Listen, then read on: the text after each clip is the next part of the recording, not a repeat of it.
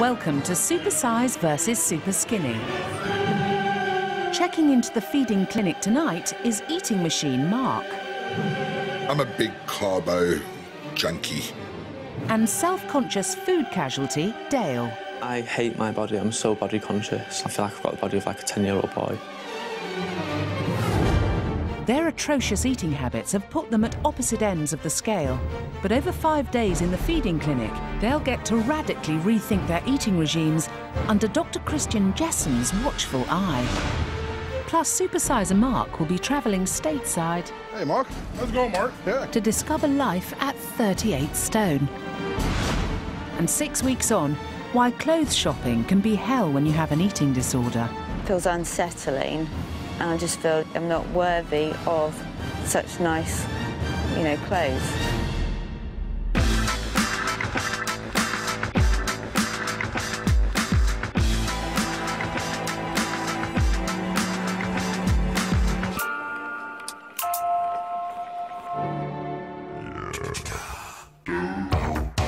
This week's Supersizer is 42-year-old Mark Hughes.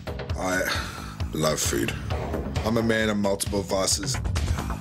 Since he started his own cleaning company 7 years ago, Mark's non-stop feeding frenzy has seen his waistline expand almost as quickly as his business.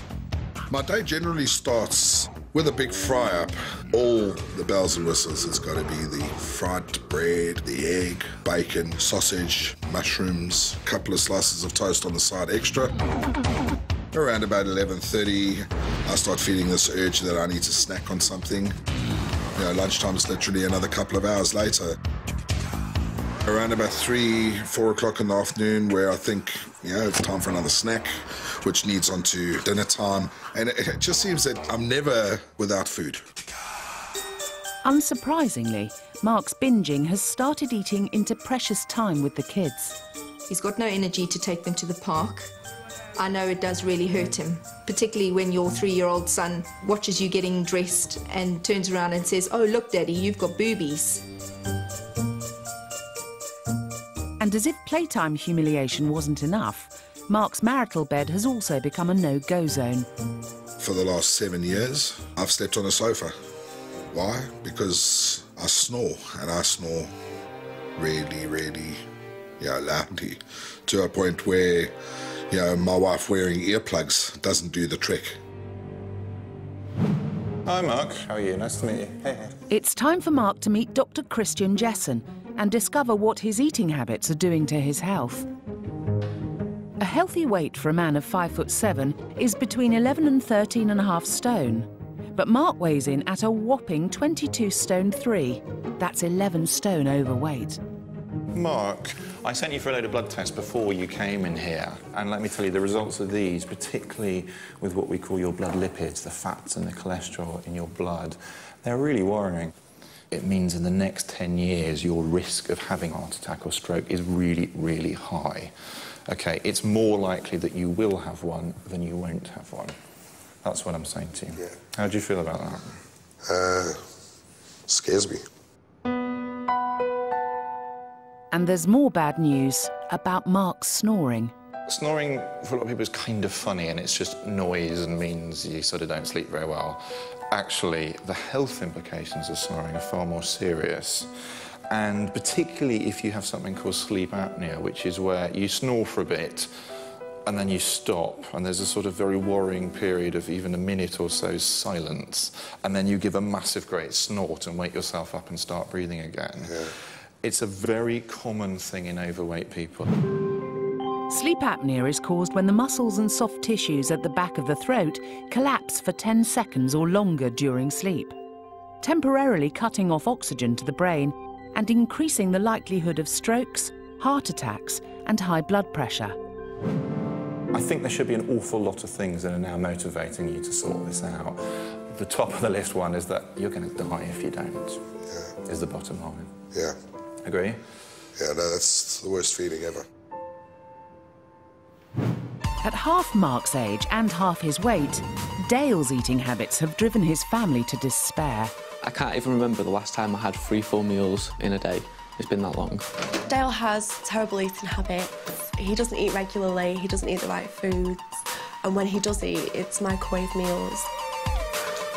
I don't necessarily enjoy ready-made meals. It's just the fact they're convenient for me to eat because I'm usually quite busy. And all that busyness is fueled by a caffeine kickstart that leaves Dale craving the next fix. I love coffee. First thing I do in the morning when I get up, I'll be a cup of coffee before I even brush my teeth. Hi there. It's time to break the vicious cycle with a visit to Dr. Jesson's feeding clinic. 20 inches around your middle. At 5'11", 21-year-old Dale is only 9 stone 6, at the bottom of the safe weight for his height. I think one of the things that you've managed to do over the years is teach your body to run on empty. And just as Dale's body's running on empty, so is his self-confidence.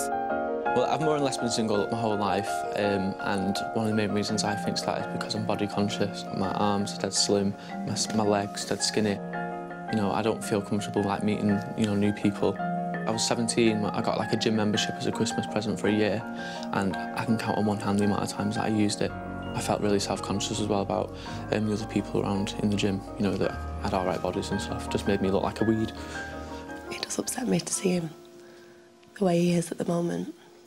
I want him to be confident in himself, and I want his self-esteem where it should be.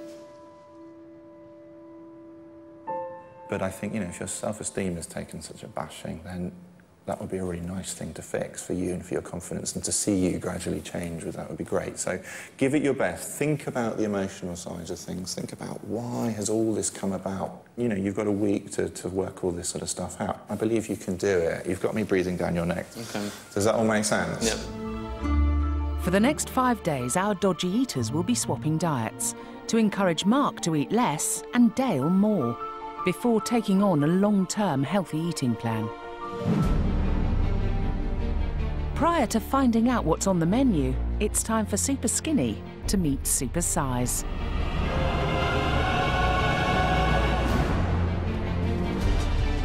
When I came around the corner and saw this really skinny guy, immediately made me feel a bit more self-conscious. It's a lot less than what I've got, put it that way. Give me some if you want.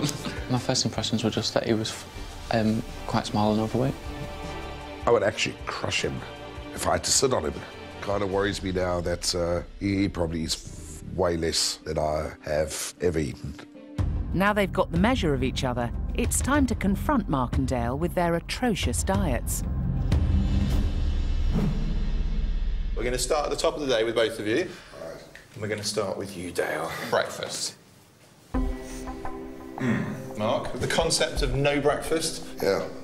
You have nothing to say whatsoever. I'm a little speechless, yeah. All right. To be fair to you, you did eat breakfast once in the week, didn't you? Yeah, very breakfasty. It was half a pizza. OK, well, at least it was a breakfast. So now we go on to lunch, because you must be getting pretty peckish by lunchtime. Is there anything else? There is indeed. So more crisps and sandwich, because it's looking here like actually food is a bit of an inconvenience that you have to do rather than something you really relish and enjoy. So should we go on and have a look at your dinners?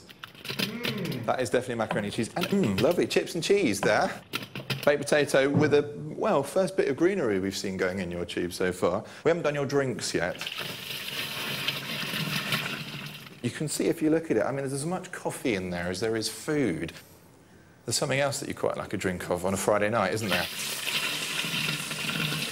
What was interesting is in those 2 bottles of wine, you actually got more iron than you did from the rest of your diet that week. Now, that's not an advert for drinking lots and lots of wine. That's an advert for bucking up your diet.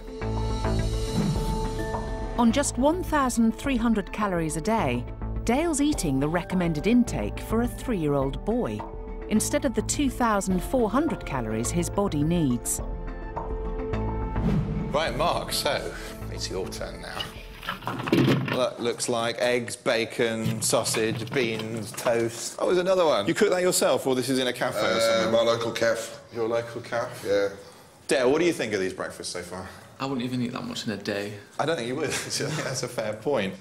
What you're going for is very high-calorie, high-fat breakfast. Now, of all the meals of the day, if you like, that's the meal to have it at. The trouble is, this is kind of the recurring theme throughout the entire day, isn't it? Yeah. Deep-fried chicken, high-fat, chips, high-fat. That looks like lamb chops. It is with mashed potato, Mash. despite the fact that you're now well up to my waist. Have beaten him by, well, you've doubled him, haven't you? But you're still hungry. A bit of snacking goes on. There's a whole pie in there, there's sandwiches coming in, what else? Donuts covered in icing, biscuits. Whoa, OK. Let's pop drinks in now. And again, like Dale, you like your coffee as well, don't you? Gorging on 5,000 calories a day means Mark is literally eating for two. And Dr. Christian has another supersize shock in store.